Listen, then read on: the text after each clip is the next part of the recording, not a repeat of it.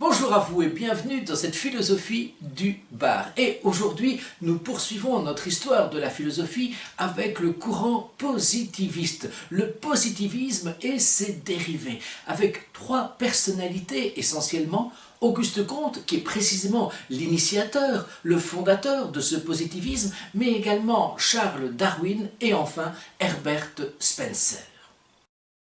La philosophie positiviste ne s'intéresse qu'aux faits et aux sciences. En d'autres termes, Auguste Comte ne se préoccupe pas de métaphysique, d'absolu, de transcendance, de la recherche du pourquoi. Il s'intéresse au contraire et se focalise sur le relatif et sur les lois, en d'autres termes sur le comment des choses.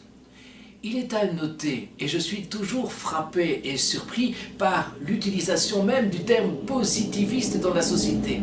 J'écoute encore, et vous écoutez peut-être aussi vous-même, cette publicité qui fait dire à un jeune homme « je suis positiviste », voulant dire « je suis optimiste, je suis positif ».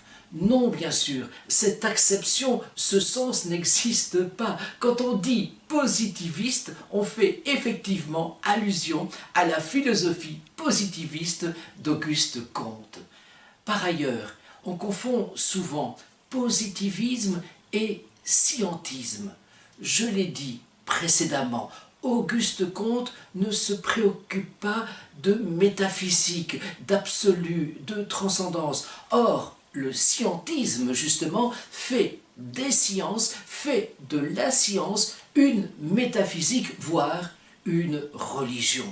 Et donc, c'est ça, justement, la caractéristique du scientisme. La science va triompher de tout. La science va triompher de tout, et même de la mort, ce qui est précisément le propre de toute religion.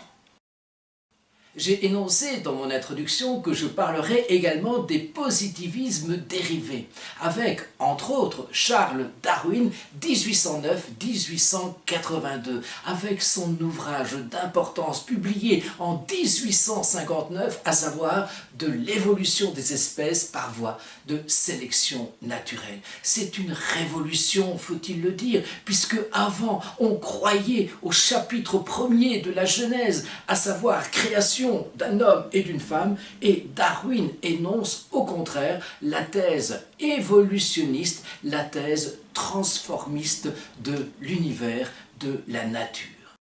Troisième et dernier philosophe positiviste, Herbert Spencer, philosophe anglais 1820-1903. Vous connaissez certainement la célèbre formule de Spencer, en tout cas qu'on attribue à Spencer, à savoir le struggle for life, la lutte pour la vie, la lutte pour la survie. Et il est vrai qu'après la lecture des ouvrages de Charles Darwin, de l'évolution des espèces par voie de sélection naturelle, publié en 1859, Herbert Spencer va, quant à lui, parler du plus apte. En fait, l'expression utilisée par Herbert Spencer est la suivante: Survival of the fittest.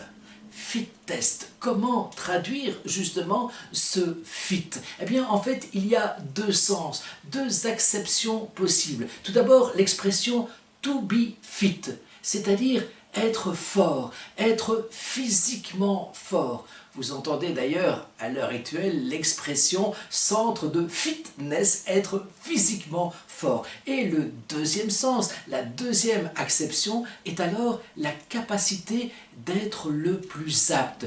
Fit étant apte. Ça veut dire, en d'autres termes, que survival of the fittest, c'est la survie du plus apte, entendu comme le plus adapté également. Et c'est véritablement la définition de l'intelligence, à savoir cette faculté d'adaptation face à son environnement. Voilà les trois grands philosophes positivistes que je tenais à vous présenter aujourd'hui.